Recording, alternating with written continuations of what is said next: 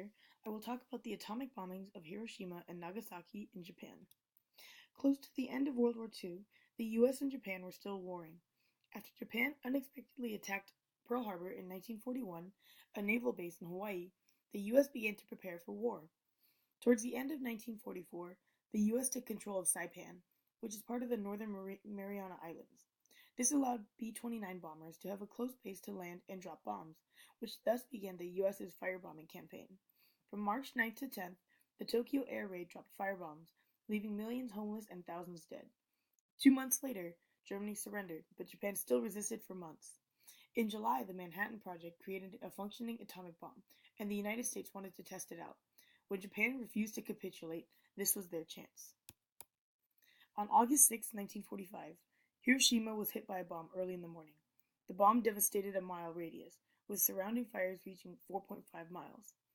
President Truman again warned the Japanese to surrender, but with no answer, he allowed the military to drop the bomb on Nagasaki 3 days later. In Hiroshima, estimates range from 22,000 to 70,000 dead in the blast, but another 70,000 dead from radiation. In Nagasaki, estimates show that 80,000 were killed. Nearly a week after the attack on Nagasaki, Emperor Hirohito surrendered to the US's terms. And as of now, Japan is still the only country to have been hit by an atomic bomb, let alone two. No American president has apologized for dropping the bomb. President Truman claimed that it was the right move to make to end the war.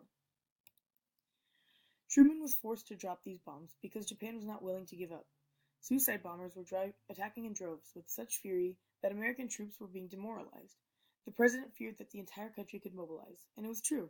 Most Japanese people would fight to the end for their emperor. President Truman thought that he could save extra warfare. However, most of the casualties from the bombings were civilians, people who could not fight back.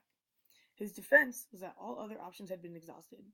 Firebombing Tokyo and other cities worked, but they continued to fight, and ground invasions showed how persistent the Japanese were to defend their home. And we can only wonder, was there a better solution? Thanks for watching.